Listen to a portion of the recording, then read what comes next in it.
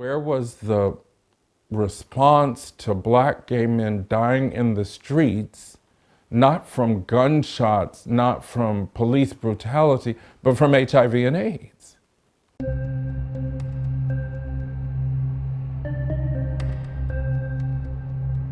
On June 5, 1981, the Centers for Disease Control and Prevention marked the beginning of America's long AIDS epidemic, highlighting 5 cases of pneumocystis pneumonia in 5 young homosexuals, all white.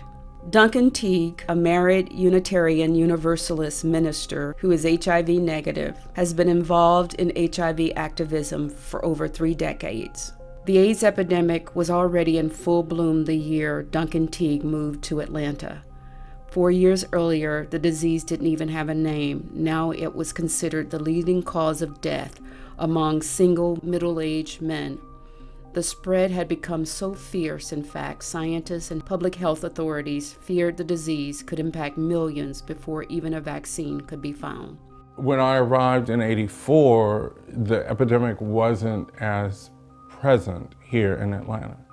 And so if your life was predominantly Southern or Midwestern, maybe you visited the coast, maybe you knew something more about the epidemic on a personal basis. But if your life was here in '84, I don't remember talking about HIV and AIDS with any of the new people in my life, whether they were people I was dating or socializing with. It wasn't, we could be in denial about it.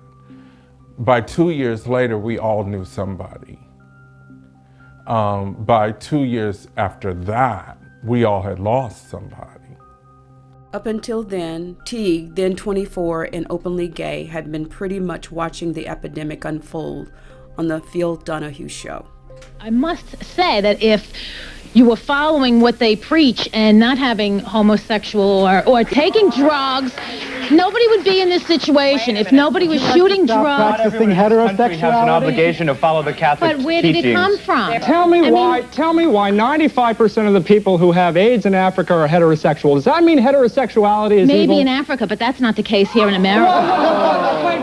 That's when I'm starting to do outreach and education, and it's sad, but I'm going to be honest.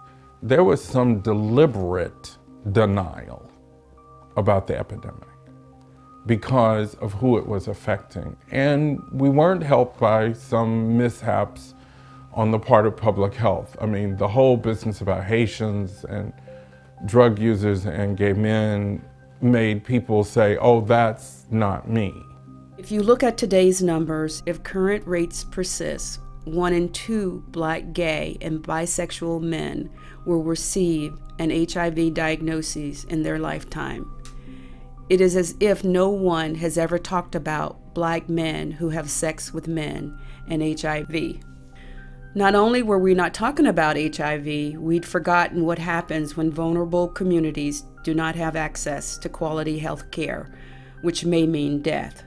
It's never just HIV and AIDS. If you're also poor, your health outcomes are not going to be that good. And if you're poor and not well educated, or if you're well educated but you're in denial about your sexuality, there are kinds of conversations that you could have to lower your risk that you're never going to have because you don't have those conversations anyway, and not even with yourself. We have progressed, but not enough. It's always not enough.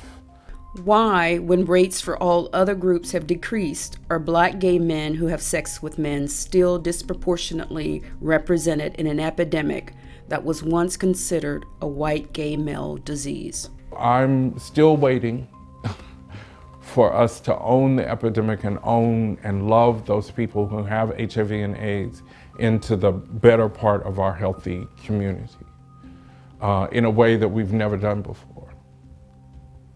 That's a big hope.